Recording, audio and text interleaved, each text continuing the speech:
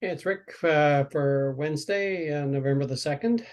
I guess the market reaction to the FOMC announcement and Powell's subsequent speech didn't knock the crap out of our risk model, and to some extent the charts, as we'll get to in a minute. So no serious damage, but enough to be of a concern. So actually, let's look at a 5-minute chart. And you can see intraday what happened. So here's the announcement at 11 o'clock this morning. And the market ripped higher right at the get-go. And then it pulled back a bit. It actually went up and took out the intraday high up to a key area. 389 is a key area based on the hourly charts and daily charts. But then it just fell flat and just went south pretty much the whole rest of the day. So if you're a short-term day trader, I guess this was a great environment to be in, but that's not my deal. So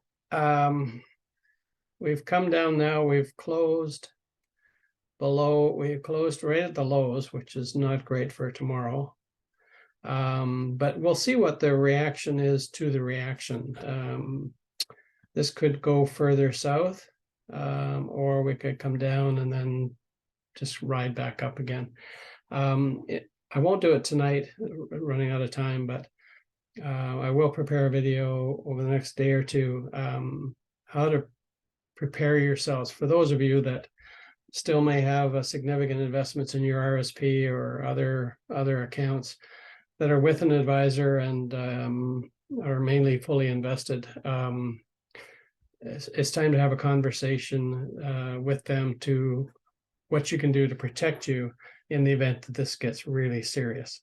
I don't think it will, but I think the conversation needs to be had. So the rest of them looks pretty much the same. The small caps undid the last 1, 2, 3, 4, 5 days. Qs look weaker, weakest of the bunch. Actually, they're going to be the first ones that are going to test the October lows. And then even Toronto was not immune from the carnage today. But we're still in this range above these 3 slower moving averages. So no cause for panic quite yet. Just quickly turning to my positions. I only have 2 left. Just look at the closed out ones first. DGII was a great trade. It was up, it made 7% on this one. I got stopped out of my last position yesterday. I didn't do a video last night, so I took out the last position off yesterday, which was turned out to be good because it's down further. I'm going to wait for this one to set up. This could give me another good entry as we come out. If we can base down here and then come back up this side, form the right side again. So it might be an entry again to have another ride in this one. HAE, I also stopped out yesterday. I took 2/3 of it off, or 3/4 of it off, and then had the last quarter was stopped up in here somewhere for a nice profit. This one actually, it was only a 2.4% profit, but the dollar amount was quite large because I had an oversized position in this one, so I wasn't giving it any breathing room, which is a good thing. And again, I think this one has the opportunity to set up, come back and test this box, and then come back up again. They got earnings on November the 7th, so we don't have a lot of time. So we'll see. I'm going to keep this very close to on my radar. ELF, I wanted to hold 1/3 of this. I took 2/3 off up in here. We had earnings tonight.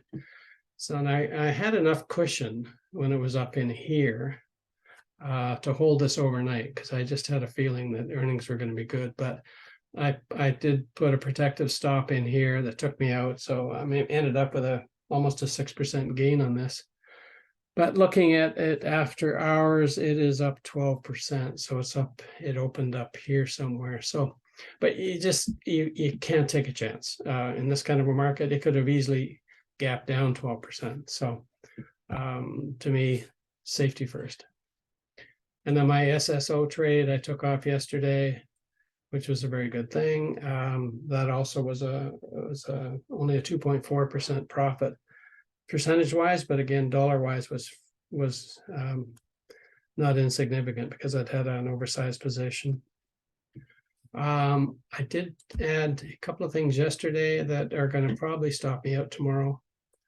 MOH entered up here at 358 and change, stopped down here at 348, and then it's getting really close. So I expect this will stop out tomorrow, but I will keep I like this pattern, and the fundamentals are fantastic. So we'll keep that one close to us. And then TH, still looking okay. Got earnings coming up on November the 9th. I reduced my position in half when the market started to fall apart. And so I really have a tiny position here. And then the sectors, I got bailed on a lot of those. I took HXU. I sold right at the gap yesterday at the very high. I sold a third of the position, stopped on another third here, and I have a stop down near break even for the last third. EWI, I took a stop up here, so I'm out of that now. I got about a 2% gain on that. EWG, my entry was 21.45. It closed 21.49, so it will stop out tomorrow, I'm sure. And then Jets, I took about a 4% gain up here, and then have a trailing stop at break even on the rest. So I didn't get hurt at all by the last couple of days, so happy about that. One thing I did want to share with you, I don't normally do this. If you look at these index trades, they're all trading below their 200-day moving average. Now, I've been lucky. I'm made money on all of them. Worst I'm going to do is break even on one, and I'll make a profit on some others. But this is a dangerous place to be. As you know, I only just do as I say, not as I do. You should only be buying when it's above the 200-day moving average, such as where DGI was, well above HAE. It's so much easier to make money when they're in this area as opposed to this area. But for you bottom fishers, I follow, I don't know if you've heard of ARK funds run by Kathy Woods. Actually, I should I'll pull up her chart here. And I'll pull up the longer term chart. ARKK. She's the darling. She was a darling last year of the investment world. This is a monthly chart. We just want to go to a weekly. Scrunched it too much. So, I mean, she was a real darling as all of this was happening. But again, I think I said this before, you didn't have to be a genius to make money in this market. But she had a fund. People were just throwing millions and millions and millions of dollars at her. And I'm going to get rid of this chart for a second, go back over here. But every day, which they do, for full transparency, they give you a list of their transactions for the day. So this is today's report. And I get this every night. I don't really pay much attention to it, to be honest with you. But just tonight, I thought I would have a look at what they did today. So they bought Unity software. Look where that is in relation to the 200. And they bought a bunch. They bought 150,000 shares today. SQ. Nice purchase there. TWLO. Yep. Doing just peachy. EXAS. So she obviously loves to bottom fish. Probably she's married to these positions because when things were going up, she probably owned a bunch of it. Now she's averaging down. The one that she did sell today, she sold a few, but like, why would you be selling this one? It's on my buy list. It's a good pattern. Anyway, so she loves to, she doesn't have any sell discipline, no sell rules. So this is wonderful going up, but she's been buying all the way down. And if you invested any money into her fund, I'd say you didn't even invest at the top, you invested at the beginning of the year somewhere. You're down 73%. So I don't know why I did that. I just like people that love to bottom fish and think they're getting things cheap.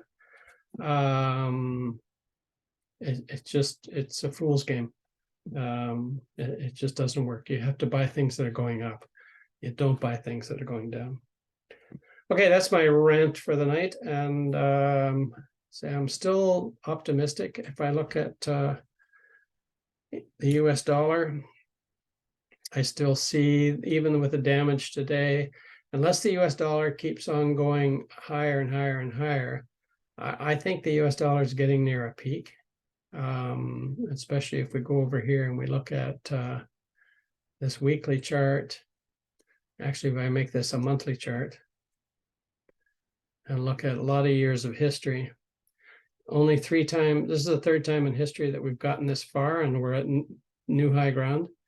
Not to say that the US dollar couldn't get stronger and stronger and stronger and keep going this way, which doesn't bode well for the US markets. But I just have a feeling that this is not sustainable.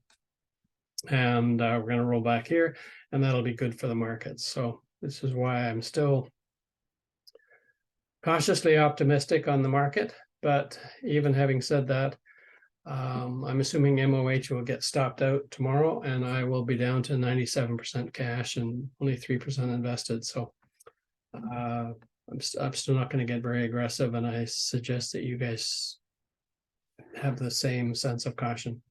Okay, that's it for the night. Hopefully have another video tomorrow.